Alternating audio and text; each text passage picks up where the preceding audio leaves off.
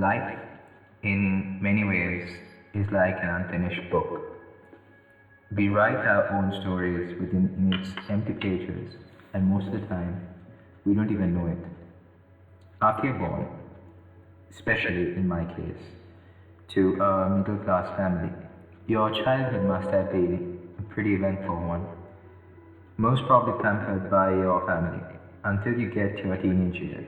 And then it's when you start to feel, well, I'm better off alone now. And you start making decisions independently, listening to no one but yourself. Sometimes things go all right in your way, but just sometimes it goes all horribly wrong. And then your parents would be like, see, we told you to do not to do this and that, but you did exactly that, and that's what you got here. But you still don't listen.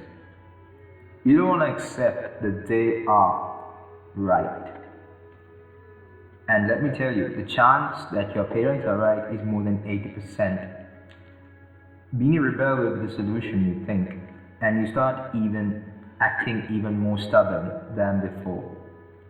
I made that mistake.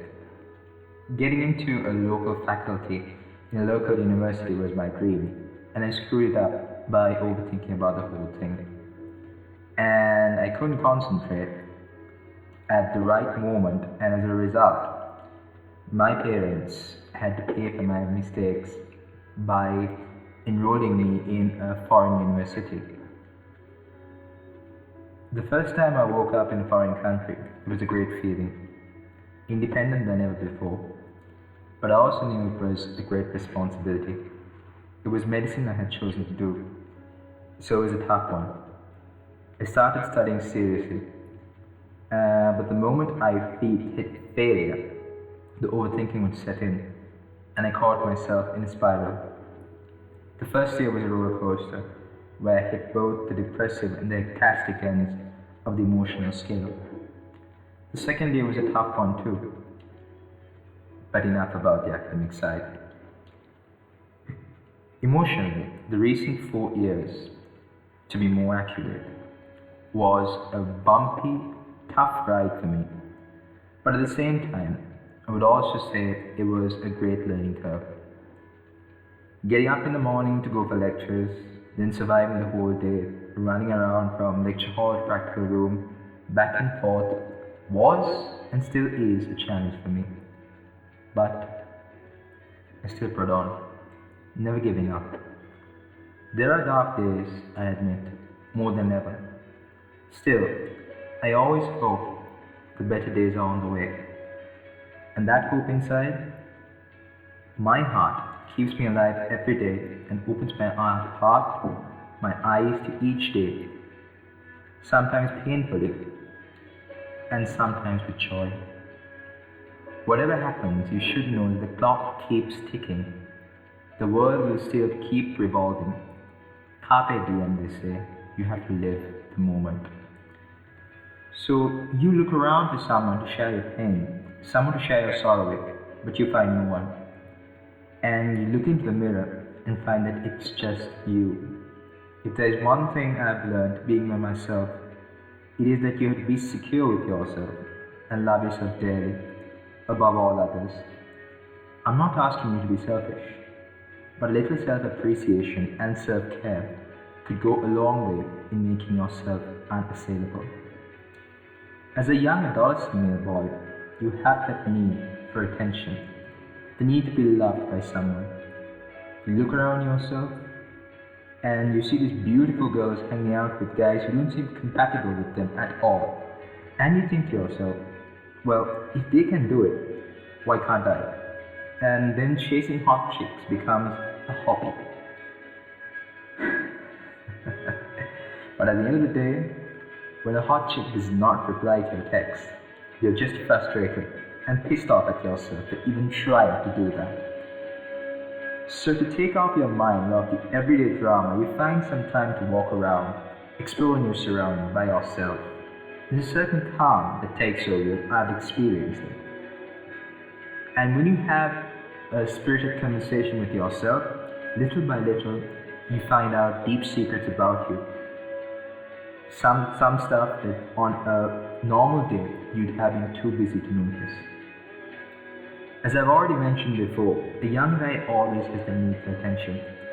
It's embedded in our genetic coding, much like the fact that no matter how old a monkey gets, he could not and would not walk on the ground. Now imagine a scenario where anyone would point out a certain guy and say, "Ha, that guy is always desperate for attention. Whenever a talent show is on, he'll be the first one to sign himself up." And the people around him would be like, "Bloody show off." I have been there many times, and believe me, I'd rather say that I've got more haters than fans for my performances on stage. But I bet any of these onlookers, these hypocrites, would never have felt the fear of getting on stage, the anxiety when you face a large crowd, or the exhilaration that you feel after a successful performance, or perhaps, taking the other side, the disappointment, the sinking feeling when you did not perform up to expectations. And even after getting crushed by that sinking feeling, the mere attempt of going back to trying again is in itself commendable.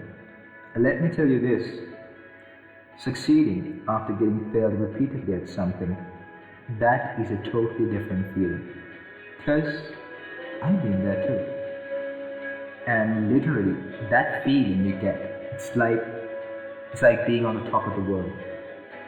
So next time, my advice is, my opinion is, you see a person repeatedly applying the effort, even through constant ridiculing, think twice before ridiculing him. Because I'd say that he's not desperate for attention, but that he's rather brave enough to expose himself with all his flaws just so that he can improve on them. And finally, let me tell this, I'm not entirely happy with myself. I may not have the social life I dreamt of or a dream girl by my side, but so far, this journey I've been on discovering myself has had its ups and downs. If you're looking for the reason as to why we're living, let me tell you, I'm as baffled as you are. But I, for one, wouldn't settle for mediocrity. No matter how much I get knocked down, I get my ass back up, put back on the gloves, and get back on the ring to fight for a better life.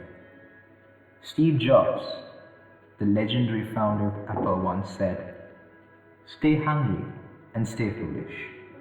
I believe those are wise words for anyone who wishes to better themselves. So, until next time, live long and prosper.